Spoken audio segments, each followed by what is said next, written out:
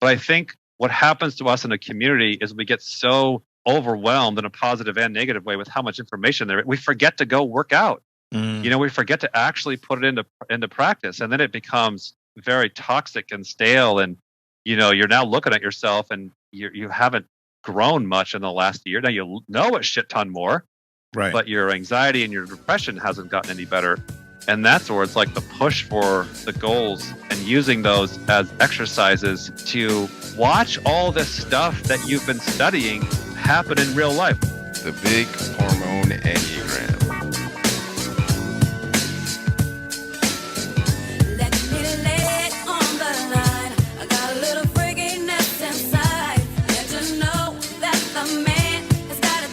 Hi, I'm John Lukovich, sexual self-pres, 4-5 wing, 458 trifix.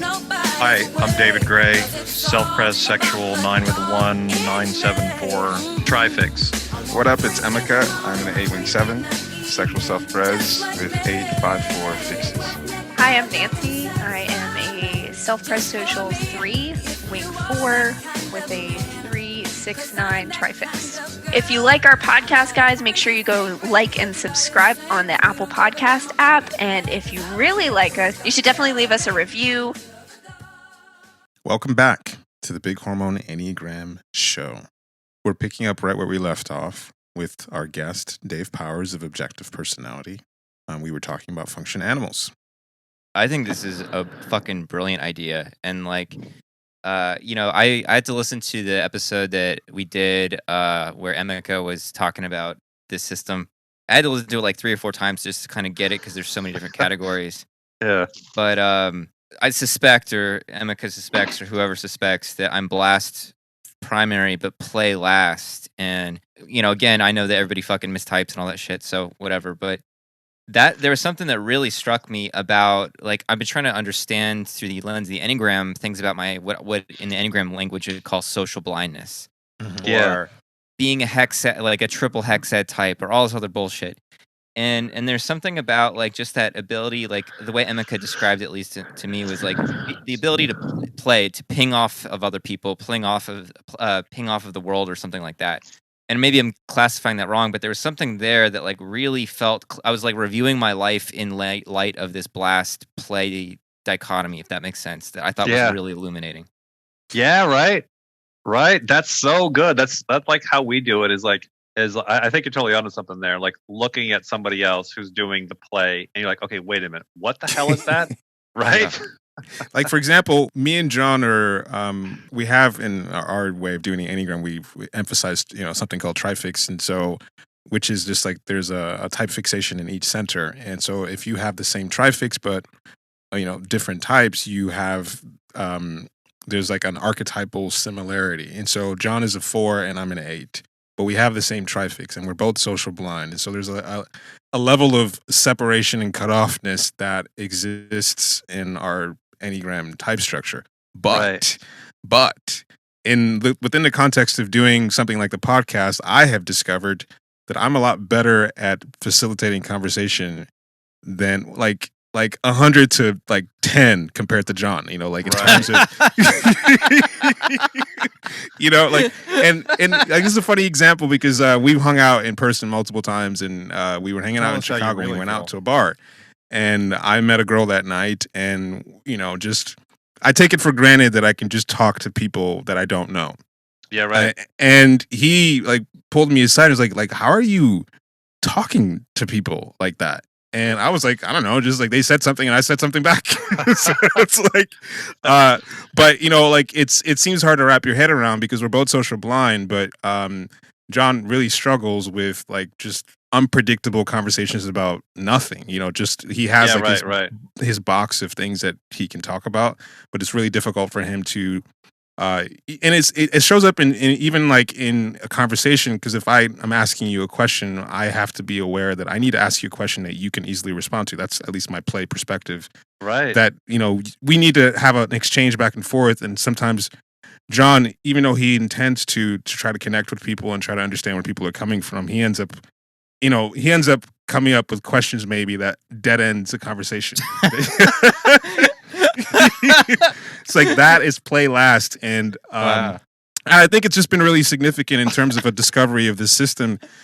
Similar to like we've emphasized the instinctual drives with BHE and Enneagram, and it's been really powerful in terms of like seeing how someone who has a certain instinct stacking, it's like a certain species of human, and the animals are kind of describing a similar thing. It seems like that someone who's doing your last animal as their lead animal is going to seem like a completely like, I can't believe that they're able to do that, you know? Right. Kind of Yeah. thing. Right. That's how we describe it as saviors. Because like the way you're describing it is like, I don't know. I just walked up and I talked to people. It's like easy, obvious, naturally good at it. I love how the Big Five says, hey, we're comparing you on a spectrum of 100 other people, not necessarily your point of view of yourself. You know, we'll see the people that are like, I'm not savior play. I'm not really good. It's like, hey, okay, fine. You're not that good. But compared to everybody else, they suck way more than you, you know? So you kind of get stuck with the savior is what you're obligated to do, what you can do.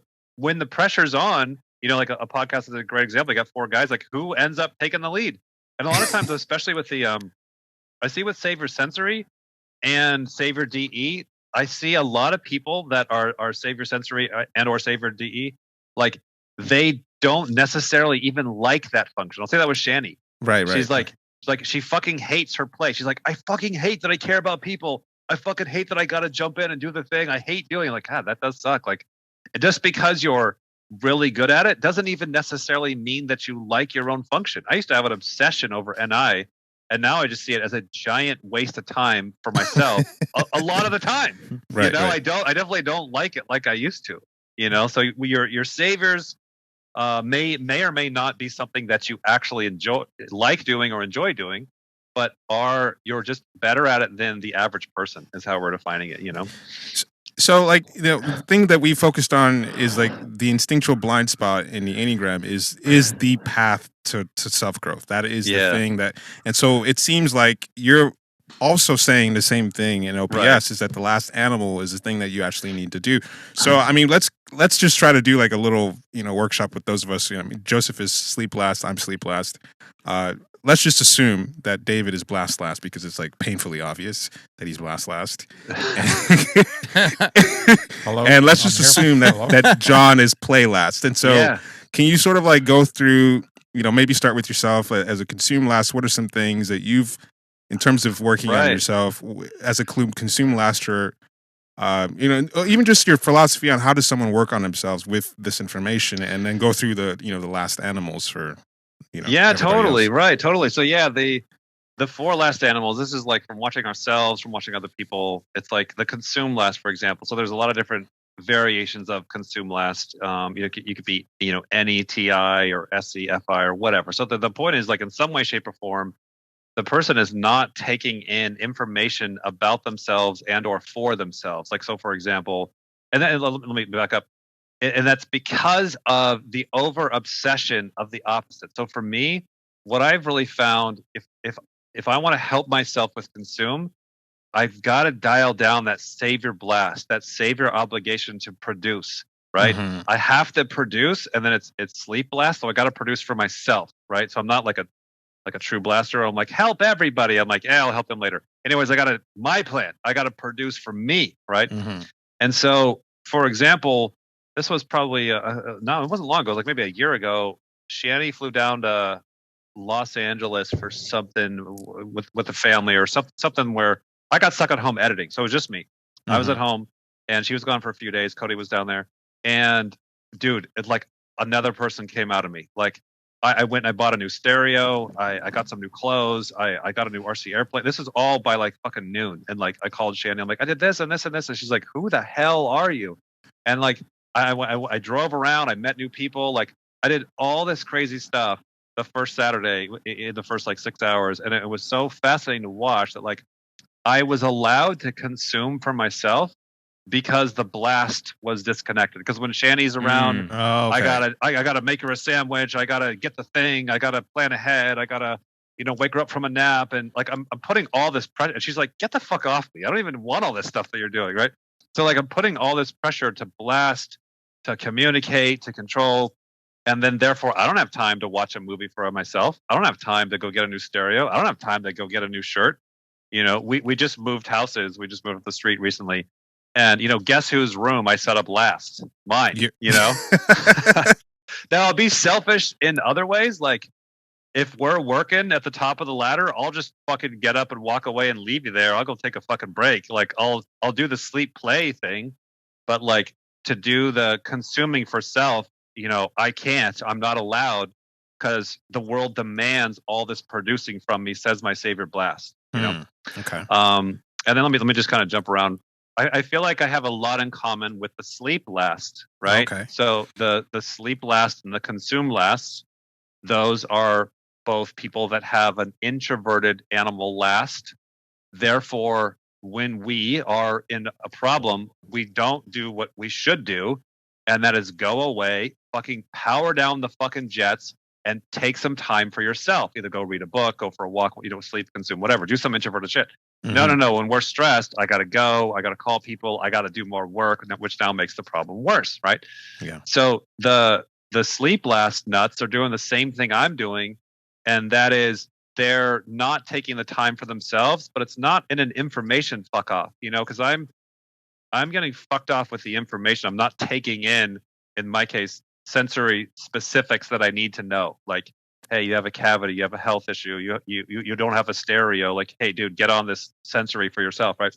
Mm-hmm. The sleep blasts are like, hey, dude, you've asked the same fucking question 20 times in a row and made people explain it to you. You haven't walked away and like process that shit and download and update your identity, Right. I'll see Shani do this. Shani's savior play, not sleep last, but she does have sleep as a demon. Right. And so I'll notice that anybody's savior play, especially if it's sleep last, they'll ask the same questions because it takes time to process, man. Yeah. It takes time to like turn everything off, set your phone to fuck you, go for a long walk, and really go, like now what? And to really update that identity. It's some serious introverted stuff. And I can tell that John is, if he doesn't have savior sleep in there, he's got sleep not less. So definitely, yeah. He's going away. He's processing.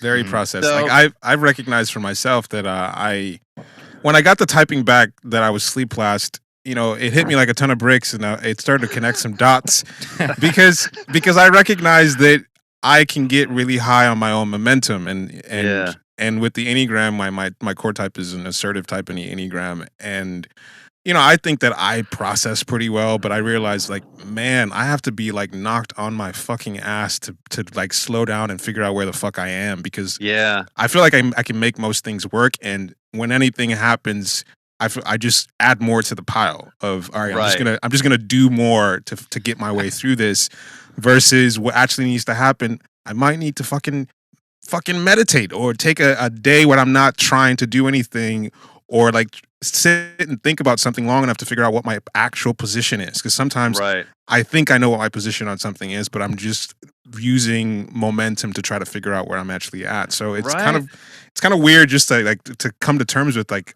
fuck, I am fucking myself over by not giving myself enough time to process things that are happening that I think I can just go and do and handle in the moment. Right, totally, man. So like what I found, just a little side tangent thing of like having an over dominant extroverted animal like blast or play that's screwing over our sleep and consume is like, for me, when I plan in, when my blast turns around, it's like, I'm going to plan in time for consume. All of a sudden it's like a cheater unlock.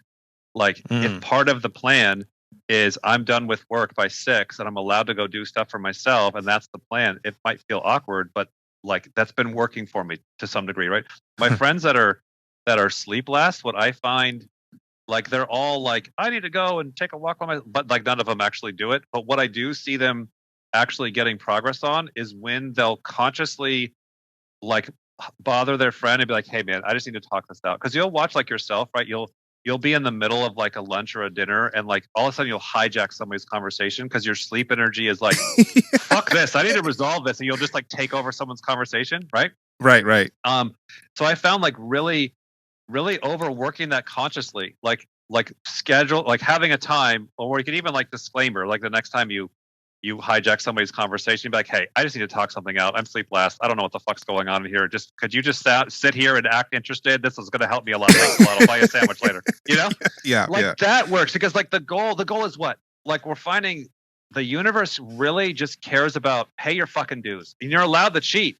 So like if you're save or play, then go fucking talk it out. You got 50 fucking friends, go bother one every 2 hours and keep talking it out until you get to the resolving.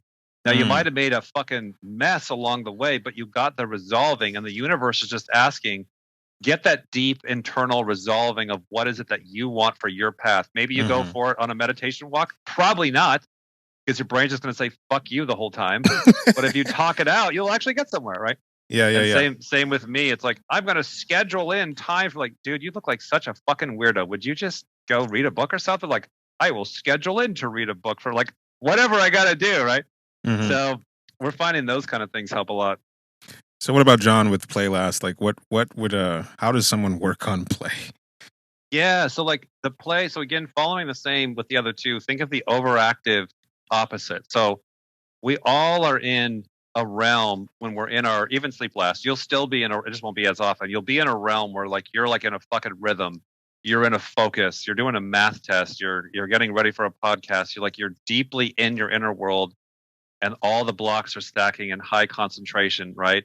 And you're just in that zone. And then somebody walks in and they're like, hey, what do you want on your pizza? You're like, dude, get the fuck out of here. Don't bother me with bullshit right now, right? It just feels like a very, the tribe is coming in with this chaotic clown show, disconnected, irrelevant bullshit while you're like stacking blocks to the moon to save the planet, you know? So the savior sleeps are in that world a lot. You know, because most people, you know, they're like, hey, the sun's up and it's past 9 a.m. Let's go out and do shit. And the savior sleeps are like, no, I think I'll still be in my head, even though I'm going to go about my day and interact with people. I'm still going to be working on that thing in my head, even though I should be putting that aside and slip into play energy for a minute here, you know? So none of this works until like the savior realizes I gotta change teams here. You know, when you see this with Elon Musk, where like him being save or sleep, he's like, oh, wait a minute. It would actually be very efficient if I do all this chaos with the tribe. I'd actually get my plan better. When the save or sleep realizes, okay, to really get my plan and my way and what I'm thinking about and what's important to me and my pathway, X, Y, Z, the best way to do that is to run through the fire of interacting with the tribe's bullshit, because there's a 1 out of 10 ratio that if I can just hold my breath through all their crazy horse shit, I can actually grab a few things and put it back into my blocks. And when your body actually sees that and believes that, your days then feel very like annoying. I go to bed annoyed, drained, frustrated, pissed off, but that like washes off in the shower. I don't feel like a victim. I don't feel trapped. I don't feel bullied. I don't feel anxiety. You know what I mean? It's still annoying to do your fucking demons. I fucking hate it. I hate working out too, you know? but there's not a oh god resistance to it anymore, if that makes sense, you know? Yeah, it's funny because John, I mean, we were planning to do a podcast for years, but it's one of those things that would just happen eventually. But John was getting ready to get his book done a couple of years ago, and he was like, man, we need to get this we need to get a podcast going. And so that was kind of the impetus to get this whole thing going. So you could say the podcast, which is a play centric thing to do, was him recognizing that in order to get his book, you know, the exposure that he needed, he was going to have to do something like this. Wow. Yeah, that, right? Just manipulated all my friends. Right? And that's so what we're seeing works. And like the funniest thing is when you just call it out loud, because people eventually figure out what's going on. It's so funny. It's so crazy. You'd be so afraid of stuff. And as soon as you just walk up and own it, you're like, hey, I'm really up to this over here, my saviors. Could you guys just entertain me and we'll do this? And people are like, oh my God, thank you. There's like a deep, you know what I mean? Right. Yeah. So like David with Blast Last, I mean, just to say something real quick, I mean, David's always had, you know, just intuitive connections, and the thing that everyone around him, I guess the void that he's leaving for everyone else is like, man, you need to get this stuff out there. Like you need to, like, you know, he's been working on a book for a while, and just people want more David, but it's kind of like stuck in, you know, sleep consume world. Right. Right. Yeah, Shanny's blast last, so I know that one a lot. So it's like the blast last. It's like a again. Everybody struggles with everything, so everybody has perfectionism to some degree. But it's like the blast last own that, where that's not a problem for them. Like that's the problem where they're never ready. Shanny describes it as she can see so much of what's going to happen and what's going on that she's afraid to get started. And me as consume last, like my disorder is in the other way. So it's like, it's like, hey, let's go get a moving truck today or whatever. So it's like, because I don't actually take in or consume or process all of the stuff that it would take to get ready to do something, I just jump in and do it because ignorance is bliss. So why not get started? How hard could this be? And then once I get my ass kicked in 10 seconds, it's like, that's all right. I have endless energy. I'll just keep hammering through it. I'll just blast play through it. But a blast last is more introverted, so they don't have extrovert energy to spare. So they're trying to conserve their coins, just like the play last. And then they're overwhelmed with, oh my God, I can see so much and nobody else can see this. And I can see all the things that are going on and what it will take and what can go wrong. And they're just like, fuck no, I'm not ready. And everyone else is kind of half-assed, like, oh yeah. They're like, imagine your friend just like totally drunk and be like, you're totally ready, man. Just fucking go for it. The blast house like, I'm not listening to you, you idiot. You don't know what you're talking about, because they don't. Nobody's actually done the research like the double activated consume has. And that's again back to where the problem isn't the last animal; it's the over obsession of the first one. It's like fucking turn off that consume, like. You have a friend that like works at the restaurant and he's like, hey, so if you actually knew how we made the pizza sauce, you'd never fucking eat here again. You're like, so it's like, I don't want to know, there's certain things I don't want to know anymore. I had a friend that worked at Boeing. He's like, yeah, you don't really want to know how often we're dealing with cracks in the wing here, it wouldn't fly anymore. So it's like the consume, it's like, for Shanny, it's like, you gotta fucking turn that shit down, same with all the first ones. Like, stop consuming to hell. Stop making it perfect because it'll just create this loop of course you're never ready. One like technical tip that has helped us, just like with the play and the sleep, of like just tell your friend, hey, I need to hijack this, or schedule time to consume or whatever. Like a little tip that has helped Shanny and Cody, because Cody, our son, he's also blessed last, is giving yourself 10 versions. That's helped Shanny a lot, because Shanny has this. Her initial blast last feeling is I have to go from 0 to perfect. I gotta do all the research and then I gotta make it amazing on the first shot. And that's just not usually how things work out. But if you give yourself 10 versions or 10 tries, which really you only need like 3, like that puts in the space to have a prototype, to have a version, to roll it out not perfect. Because we all fear that everybody is like us, right? So the IJ fears that everybody else is also controlling. The selfish guy is also complaining everybody else is selfish. So the blast last is also fearing the judgment of other blast lasters that are going to be like, why'd you start, dumbass? It's not perfect. Like, I knew it. Right. Like 1 out of 100 people would actually say that. And they did. So then it reinforces that it's true. It gets you ready for when you go to start your project that's not ready yet. You kind of like websites. They're like, beta testing, can't kick my ass. Like, fuck, I was about to kick your ass, but you said beta testing, so I can't kick your ass. Yeah, I was going to say that there is, I think all of us, me and Joseph for sure have blast as a demon. So there's this consume over blast thing where if it's not perfect or the way I want it yet, then I won't release it. And, David this past year put out a Trifix booklet. And, he asked us, me and Joseph, what we thought of it. And John wrote an intro for it. And my consume is kind of like, you need to refine this. You need to get like a fucking graphics designer to make this look cool. All these things that you could do to make it great. But at the end of the day, he put it out and people loved it. And because the content was good, it didn't have to be presented perfectly. I mean, you could have version 2, version 3, and so on and so forth. But there's this thing with Blast where it doesn't have to be perfect, but I want to get it out there. Right. And so the story that we're telling ourselves with Consume Over Blast is that I need to keep sharpening this perfect product until it's, perfect, but perfect never shows up and it never gets out there. Right. Is it partly that the, like me, if I am blast last, there'll be I don't know if this is what you meant when you talked about like tidal waves, but it's like there's a buildup, and then you do, if your blast lasts, have to suddenly blast. Yeah. Right. And it's like a shit ton of work all at once, like an all-nighter crammer in college. That's what this was. That's what happened with this booklet. I just got into a fever, and I did it in, I had this thing, the idea for it for several years, and I would occasionally post, an image or something, and people would just want to eat it up. And so I just knocked it out in about a week. Right. And like all-nighters, huh? Exactly. Yeah, right. Yeah, like doing the math of the other one. So it's like I make it what you were saying. It's like you'll go, and then it's all of a sudden like the crash will be enormous. The sleep crash will come on, overwhelming. And the same with me. It's like once Shanny's gone, I'm eating, pizza and Cheetos and watching Michael Knight, and like all this just crazy, like low consume will just come in this overwhelming tidal wave. Or we'll see it with the play last. Like when they go into party mode, it's like Jeff Bezos with the fucking cowboy hat and his crazy laugh. You're like, dude, what the hell, man? Like it just like exactly what you're saying. It just comes in this weird, all at once intense tidal wave. John is a intense partier when he does go out. Play demon just comes out like, whoa. Yeah, that's a really good point. Actually, I didn't put that together. That's a great point.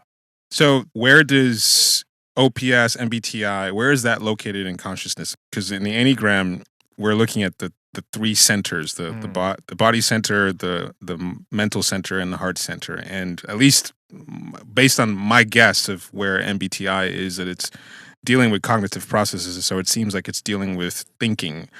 So we wanted to know, what are your thoughts on, what part of consciousness is OPS looking at? Right? Gosh, man, I really don't know. I don't really know what the hell we're looking at here. Just talking out loud, my beginning thoughts or observation. This is where I feel very consumed last. I'm like, shit, I need to actually do some real research on this to kind of get caught up. Just some of my thoughts on it are, if I were to throw a shitty theory out at 44 years old, all of which I'll deny in 20 years, it feels to me that like the human is made up of a lot of programs, let's say 100 programs. And FI is a program, TE is a program. I want to be first in line at Best Buy is a program. I want to get ahead from there's like biases. There's a lot of these weird, anything that is defined by people everywhere around the world are also exhibiting that same behavior. If the guy next to you gets a raise at work, we all feel jealous. Like, what the hell's that? Like, I think that's some kind of program in the mind and the body.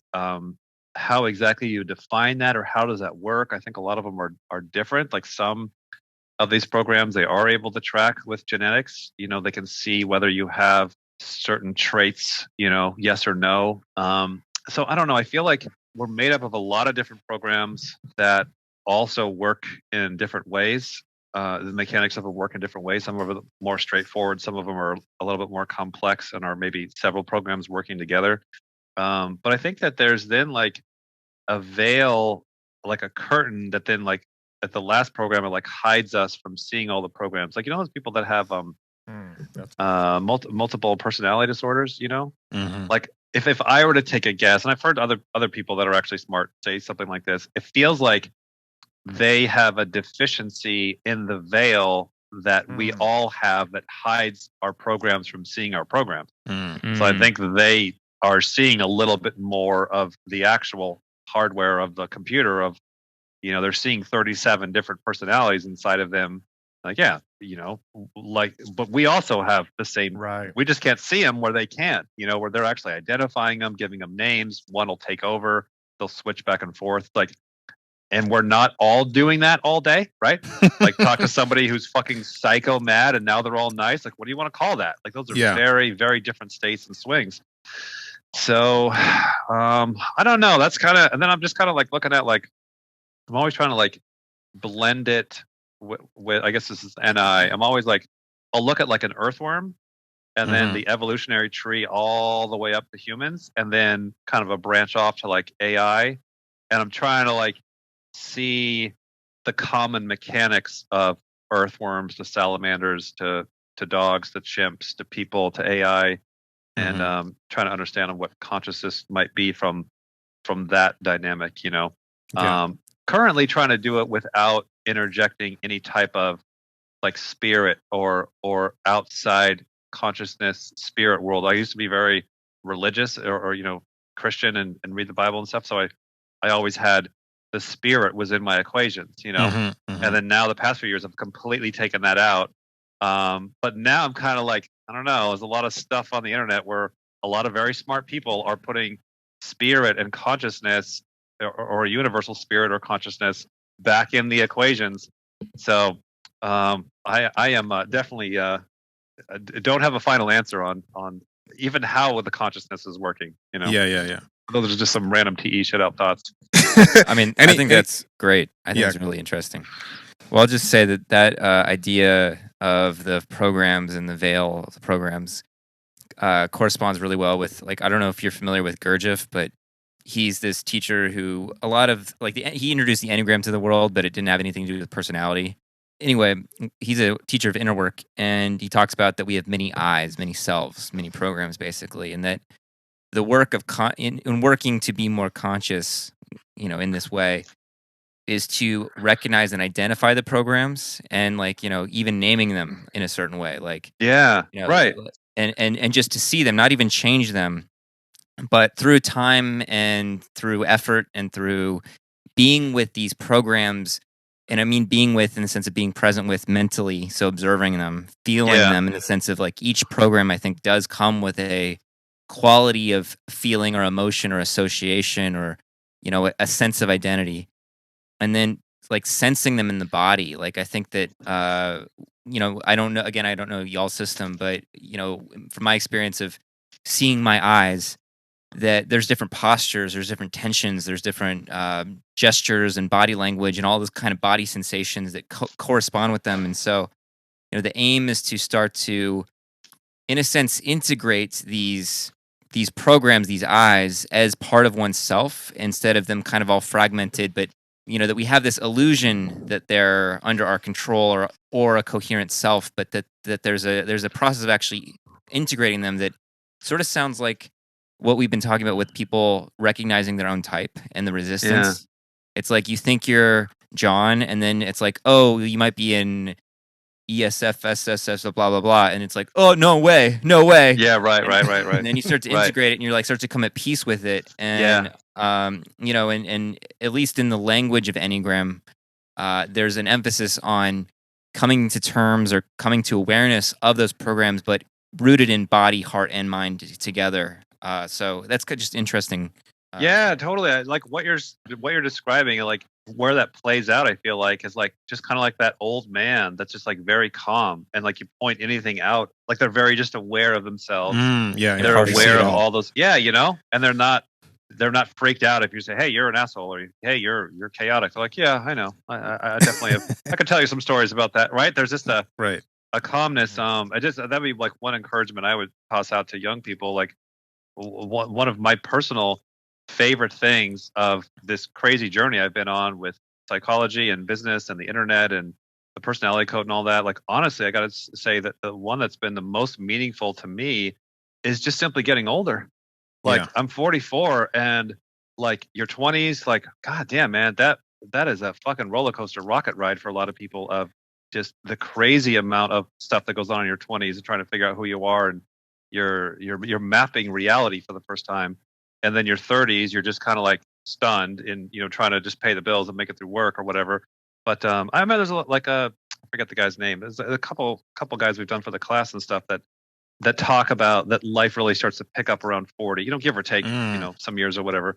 Yeah. But just the fact that, like, I talk to my friends that are younger, I'm like, hey, dude, don't worry about it. This, that, and the other thing. Like, I've seen this before. I've gone through this many times. It's going to be fine. It's like the relax you get of being able to take these concepts and these ideas and then actually look backwards and be like, and I've been through it. I've seen those aspects of myself. I made it through. I didn't die. I've become aware of them, So I just encourage young people, like, especially in your 20s, same thing Gary Vee saying is like, God, man, go out and get that experience. go through those hard times. So you can have that like shocking, traumatizing shit, but you're still young enough to like, you know, you're going to bounce back, you're going to heal, you're going to develop, because it seems it's not just turning 40. Like 40 is representing, assuming you're putting in time under tension. You know, if you've stayed in the house since you're 18 and now you're 40, well, you're still 18 even though you're 40. You know what I mean? Yeah. So getting that experience. It sounds like what you're talking about to me is like a certain kind of impartiality, that like, you know, not taking anything too personally. Like with the typing process, again, it's like when you tell somebody, oh, you're actually a 9 versus a 4 or whatever, then they take it super personally about like, what does it mean about me? And versus this ability to sort of just be open and recognize and impartial. Does that sound like what you're saying? Right, totally. And I think that comes with time, man. Yeah. That's what I'm seeing. That's like I've had 18-hour conversations with people. Like I am King Blaster. Like I know all the fucking answers, but like it just does nothing. Right? Like it's like you just gotta let people go through their own journey. And what I have found, like if I don't cut off a relationship, I've now gotten to see people that I've written off 10 years ago that are do fucking amazing now. And that's what's given me a lot of you know, I'll still rage at the community and, you know, fight back and kick their ass and all that kind of stuff. But honestly, when I go to bed at night, I'm like, I bet you most of these fuckers are going to be doing really good. And now that we've been doing this for 4 years, goddamn, I can say the sensory facts are I have seen a lot of people that were just. I've seen people that are like now that are like respectable young adults when they were like wild kids 4 years ago, and I've like watched them grow up. You know, so it's like I try and not be my grandma where, you know, you're older and like when she sees you, she just reminds you of that time when you were 7 years old and put cheese up your nose and your dad had to get it out with tweezers and we all had to laugh because you're so stupid. Like, hey, could you see me as something else now other than continuing to remind me of the worst version of myself? You know, like I don't want to do that. If somebody pisses me off, I don't want to then forever brand them as that, because then when they're growing slowly over time, I'm not updating my worldview and actually seeing and sharing in their growth, because so many people do actually grow over time, you know?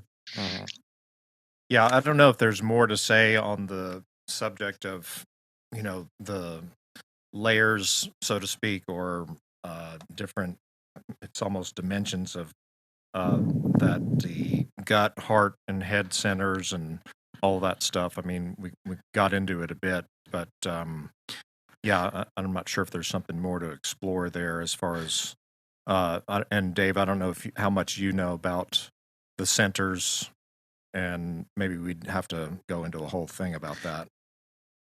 Yeah, I mean, I think that could be like, I mean, because we'd like to do, I don't know, some follow-up pod. Their call for that. Yeah, because we want to talk about like typing, you know, typing styles. Okay. Because one thing we've realized with, you know, what we're doing with Enneagrammer is that the typing style that we've employed is very much like a body type of style, which compared, I guess the contrast with what you guys are doing with OPS, like you've got checklists and you've got, you know, even the idea of trying to devise a scientific model where it's cross-checked with two different people independently. In order to do that, you need to have line by line distinctions that, you know, eventually this can scale where a bunch of people can do it. And so it really, it's that's more of a head type, you know, scientific model is very head center type of way of figuring things out. And with the body center or the gut center, there's a sense of, it's a center of intelligence that's based on kind of feeling into things physically. Kind of like how you can, if you see 15 different people who are a similar type, there are certain, I mean, I know that you guys are doing this, you know, even though that's not part of your system in terms of cross checks, that, you know, if you see like a bunch of ENFPs, they look a certain way, they feel a certain way, they talk a certain way. And so a lot of what we're doing with, you know, what we're doing with typing is that's where we're starting. And then we're going the other way where we're trying to get, you know, trying to actually outline, all right, let's prove what we're feeling in the body center. And so, yeah, it is interesting to see that. I guess could get into y'all's types, is that we think that you and Shan are both head types, and that you are actually pretty similar. Because you know, watching your videos, there's a similarity in energy. Not just because you guys are married, but there's a similar energy in the way that you guys are figuring things out. And we believe our impression of your types in the Enneagram is that she's a 7, 7 wing 6, and that you're a 6 with wing 7, and that's part of like the 7 thing is part of why you guys are fun to listen to and funny and entertaining. And anyway, so that's our impression of your type, and I don't know what experience you have with the Enneagram, if you've typed yourself in the Enneagram or whatever. Yeah, no, that's really good. Yeah, my brother got me into the Enneagram. They were using it at work, and it was very useful for the guys at work because it was simple enough and it was giving really good descriptions that people could kind of like, even though everybody's typing themselves all upside down or whatever, Right, but like right. people could express like, hey, this is what I'm feeling, or this is what I'm seeing you as. They all then stopped using it or whatever, but it got them getting conversations, getting emotions flowing, and personality interacting and stuff like that. So I really appreciate your guys' view, because it's like from being on the side of watching everybody type themselves upside down, like the last thing I want to do is go on the Enneagram, like, let me type myself. Like, well, now I'm one of those guys, Right. And I'm like, I want to know, like, what do I look like from the tribe's perspective? Yes, I'll go yes, in and be yes. like, oh, did you say the 4 was the best one? Well, then that's the one I am, obviously, right? That's what I'm going to run towards. Yeah, But it's most interesting. Like, okay, the tribe is seeing me and Shan as a 6 and 7, so Right. that's really good. That's very useful. Yeah, like I don't know if you want us to get into it. Like, why do we think, based on we've been consuming your videos for a little bit? Yeah, go for it. Yeah, tell me. Joseph, David, do you guys want to take that? Like, why are they the types that we think they are? Well, there's a certain type of a kind of energy flow in the way that you guys talk and sort of pass ideas back and forth that is very kind of in the head center. And I guess what I've been thinking too throughout this call is like, is OPS like inherently heady, or is it just because the two of you are just head types? You know what I mean? Right. Me being a heart type and I'm typing with 2 gut types, I still type with my heart center, but I sort of learned to do like the gut thing. But that doesn't mean that the Enneagram itself is inherently like based in one of those centers. So yeah, I didn't say anything of substance. I don't know. No, you did. I can't. The problem is one of the things I was thinking through this call is that like with my typing, you were talking about like the double feminine savior. Like I sometimes feel like I start talking and I'm like, what the hell is that? Like, what am I? Oh my I saying God, dude, anything? me too with my double Yeah, feminine yeah. NT at the top. I know. I just want to kick my own Yeah. ass. It's so And crazy. it was great. I yeah. was listening to you and like all the kind of like, and you have FI Savior and like just sort of launching into analogies about stories. I was like, this is how I talk. Like, this is, and I'm not sure, sometimes if I'm kind of going and there's a flow, it's me and one other person or maybe 2 other people, it clicks like in our DA videos. Yeah. But the more people are in the room, I said something, I'm like, what the fuck was that? Like, I don't, Right. I don't know what I'm doing. So anyway, I mean, but yeah, those are some of the things I was noticing about kind of the head thing. But David, maybe Yeah, that's really good. Let me here's just my self-report from my own self and me and Shan. One thing that I've noticed with Shani and I, as well as other couples and stuff, is like we kind of call it like the buddy factor. So I feel like Shani and I have a lot in common. We're both fairly ambiverts. We're not super introverted or extroverted compared to a lot of people out there. And then we're both quote unquote NTJs. So our function order is very close to each other. But it feels like, man, for us, like looking at like the head type, the Enneagram 6 and 7, what comes to my mind, or my interpretation of it, is like so much of Shani and I is all about TE. Like we love just talking shit out. We love figuring Right. things out together. Like we are Yeah. less than 1% of a brain when we're off on our own. Like I can't even tell you like how embarrassing it is when we're moving houses. Like when we're like, okay, I'll see you, and like we go off and do our separate projects, and then like both fuck it up. We're like, and then we work together, and it's like amazing. Like we're just idiots when we're apart, and we're geniuses when we're together. So I feel like that headspace TE, that TE with the NI, that like as I'm like looking at the description, like that makes a lot of sense. Yeah. The 6-7 area is very dynamic, almost elastic, flexible. Like, let's do this. Let's work together. Let's talk about this. Let's go over here. Here's Verbal. this Yeah. idea. Here's that. It's a very kind of almost spacious thinking. Right. Yeah. What we would call TE. Yeah. And so one of the last points I guess we could wrap up with this is this idea of health. What does growth and health? And I know that you guys emphasize positivity, and I think one of the things that we wanted to hit on is that growth, for at least in types in the Enneagram, there are inherently negative types in Enneagram. So, for example, let's say you're a 6. We think you're a 6, and that's an inherently. Let's get real, and the reality is going to include a lot of negativity versus, 7 does have a lot of struggle with dealing with negativity, and I think I've heard you guys discuss a little bit of that, like Shanny processing negativity, and that's like a 7 thing, and so. What does health look like in the lens of OPS? Like at least for example, in the Enneagram, health doesn't mean like a 4 or a 6 or an 8, which are, reactive or negative oriented types, all of a sudden become positive. Not to say that they wouldn't benefit from that perspective, but it doesn't, like, the inherent type structure is like reality needs negativity as much as positivity. So what are your thoughts on, like, health from the lens of OPS? Does it always have to be positive? And there are some negative types in OPS that can grow, or even just positive types in OPS that can grow from being able to process negativity and vice versa. Yeah. So it's like there are definitely, what we're seeing in our data as we're collecting people and stuff, there are like depression, suicide, anxiety, murder. Their different traits will cluster in certain types. LGBT, red hair, height being over 6'3", 6'6", like really, like yeah. So it's like wow. So it's like when we're a body type, being overweight, underweight, etc. So it's like when we're typing somebody, we're like, okay, if you're this type, there's a very high clustering of this trait also of other people of your type, whether it's a health issue or disorder or ADD or whatever it is. And so there's definitely some types that are just very naturally just very happy, dopey idiots. We have a kid that works for us, and she kind of lines right up in the happy, dopey. Everybody in her type is like, yay, life is fine, right?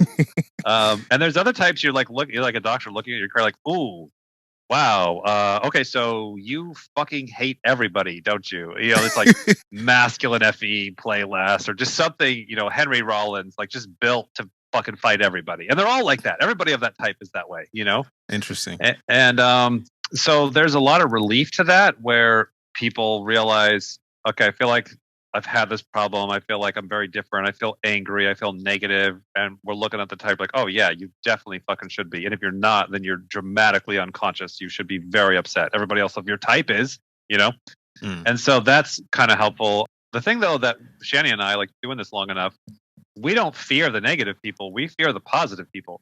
Because the positive people, man, they're fucking delusional. They got their crash coming later. I don't want to be fucking around them, because reality's half and half light, half dark. Right. Like at our house we just moved out of, it's like, it's all this like pretty neighborhood. Everybody's like these young couples, and they've all got kids, and they're all playing the, I'm shinier than you, right? Yeah. And like, if I said this on the videos, I love going for walks at night, the day before the trash goes out, to see the alcoholism in everybody's house. Like the amount of alcohol that, like, there's just 2 people that live there, and you drank this much alcohol in only 7 days. Wow. Like, what the hell's going on there? So it's like, it's not that the darkness and depression is not there. It's the depressed, negative, aggressive, violent, suicidal person is just dealing with it at this moment, being honest with it. And therefore, in my opinion, they're farther along on the hero's journey than the delusional person who's in townsfolk land thinking everything's fine, and they're going to have their crash 20 years later. So it's a crash on either side. Like, if you're doing too much of anything, it's gonna catch up to you either way. Yeah, you gotta resolve it. If you're way too in the light, life is gonna fucking beat you down. You're gonna have your darkness when you're older, and that sucks way worse than having your darkness when you're fucking 20. If you're one of these negative types, like, you get cued into darkness real early. Good, motherfucker, keep going. Like, you gotta solve that video game level. It's like with a virus. It's like you have to build the antibodies. We're like, well, motherfucker, I ain't never getting chickenpox again. I built the antibodies to it. Like, do you have the antibodies to anxiety and depression? Like, you only get that from being on your fucking deathbed, to where you finally go, you know what? I found what the fucking antibody are. It's standing up and saying, no, get the fuck out of my body. You've sat in here way too long. I've tried every different fake solution, and now I'm going to just push back against it. Now, everybody's got to find that and figure that out on their own way. Just like if I get antibodies to chickenpox, I can't take it out of my blood and give it to you. You got to go through it too, But it's like, all the people that you see in our classes that are happy, healthy, hero's journey, super alphas, what's the common trait? Been through hell, right? Built an immunity to it and can never be stuck in hell ever again. Because they fall into hard negative times. They go through bad times like all of us. They just know, I know how to not stay in this shit anymore. And they just get themselves back out. They can't stay in there anymore. So it's like people that avoid negativity or darkness, oh man, you're just making it so much worse. You gotta really embrace that shit, get in there. Like, it's helped as an observer, knowing the path. I'm like, oh, so if I just own the hell out of darkness, negativity, depression, my worst fears ever, and I can start to build the antibodies so that then life actually gets better and more meaningful on the other side, like I'm seeing all these other heroes doing in the videos and stuff. Like, yeah, it does. Like, okay, then I'm going to keep going on this. Just last point, Tony Robbins' human needs. He's got the 4 human needs. I'm really starting to focus more now on the other 2, the grow and the give, because it's like Viktor Frankl and Byron Katie, like all of the people are saying that have really been through it. They're all saying what Tony Robbins has always been saying. It's like, look, the key to life really is growth, growing and giving. And then think of that, overlapping that with Jordan Peterson's hierarchy. So like with Cody, our 11-year-old, we have, we finally found something that works with an 11-year-old. Like, we have an image of these 4 identities, and they're basically just like a shithead at the bottom and a Jocko at the top. Like, literally, we have like these images. Jocko's at the top, and then like variations. A shithead is number 4 at the bottom, and then 2 kind of people in the middle. And so the other day, he's on his VR all fucking day, just drifting off into dum dum land. And so it's real quick. It's like, hey, which guy are you being right now, and who do you want to be? And just hitting right at the fucking gut of the identity, because it's just hitting it. And then today he came back from helping Shan clean we're working on cleaning out the old house, so he did a bunch of cleaning, came back feeling so great about himself. He took leadership. So now he's Jocko, Yeah, you're saying you're using that spectrum because he's the same type as Jocko, and Jocko represents like someone who's actually conquered. Exactly, right, exactly. Yes. So it's like the growth. Yeah, thank you for breaking down my wild analogy here. That doesn't make any sense. So like the point is like, so here's like what I wanted to sum it all up. Like anybody who's listening is like the Enneagram is not enough. It's only 9 checkpoints on your dashboard, and you got 1,000 fucking programs to check. Now, these are 9. They're going to get you a lot of them, and they're going to kind of cover the corners. And then we got a shit ton of coins. We got 9 coins as well in our system, technically, right? So there's another 9. There's a lot of overlap, and big 5, and there's 5 or 6, and there's a lot of blah, blah, blah, blah. Okay, great. Anyways, set your fucking goals, and the more the better, and the dumber the better. People are like, I don't know what I want to do when I grow up. I don't know. I'm like, no. That's not how this works. Like, literally, what are the 3 things you're going to do tomorrow? What's the things you need to get done next week? So the goals are completely meaningless, because who fucking cares? Because the problem is not what do I do, or the environment, or the economy, or I'm unmotivated. That's not the problem. The problem is I'm a consume last ass. I'm over blasting, and I'm also an IJ, and I will fuck my life up the same way every one of my type does, whether I realize it or not. That's what I'm doing. That's the problem. The problem is my reoccurring tidal waves and patterns and strengths that keep running me in circles. That's the real problem. So therefore, like, because the problem is clearly identified, that I'm the one causing these tidal waves, it's going to make me feel like a victim and stuck and all that. It's not actually the other guy. Therefore, the goals are what help me walk in a straight line. Remember that movie, The Blair Witch, where they went in that big long circle and they didn't know they were going in a circle? They came all the way back around. Yeah. Like, that's life. Like, you don't know you're walking in a giant circle. Like, unless you're like throwing something 10 feet out, 20 feet out, 100 feet out, to where you're like, okay, I'm going to want to walk in a circle, but I'm going to walk in a straight line. Tomorrow, I'm going to get these 3 things done. But here's the joke. And I'm going to watch myself try and fuck it up. I'm going to watch myself try and get out of it, try and wiggle out of it, try and use only my saviors. Once I go to do that podcast or whatever it is, it's not going to work because I'm doing it only with my saviors. And the point is not even to get these things done. It's just to kind of acknowledge, like, wow, I am an IJ, and I really am just running back to the same 3 tools. No wonder this isn't working. Now, that has nothing to do with actually getting the task done. That may take you another 10 fucking years because you suck so goddamn bad, right? But at least you're aware of it, and you're not feeling like a victim, and you're using these goals, as many as you can, as often as you can, to get some objectivity tracking. And then you go back to the Enneagram and the animals and your type or whatever. You're like, all right, I'm not getting anywhere. It's been 72 hours. I still feel stuck. I'm hitting my head against the wall. Okay, let me look at this Enneagram. Let me look at the 9 coins. What coin here am I not using?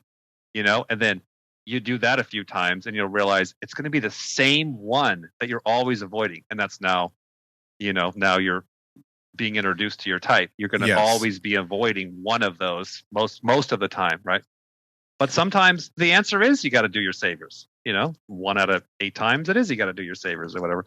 But really taking this just last point, I shut up, I promise, is like I feel like the Enneagram and personality and psychology and self-help, I feel like it's like studying workouts. It's studying health. It's studying the health of the mind. And that like I think people that run out into the arena and they do fitness or sports or self-growth and they don't have a good map, I think they're really fucked long term, where you really, really need that precision. And I think that's what psychology and self-help is really trying to attempt to get.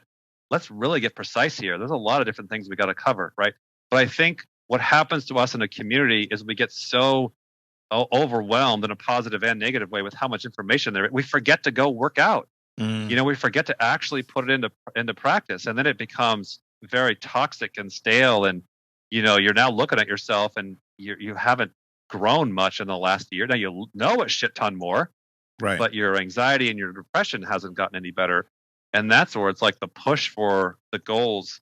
And the goals, man, are just the simple shit around the house of the chores or school or work or whatever, and using those as exercises to watch all this stuff that you've been studying happen in real life. We have people come over here and they'll help us do some work. And we're like, hey, you're doing it again. And they're like, oh my God.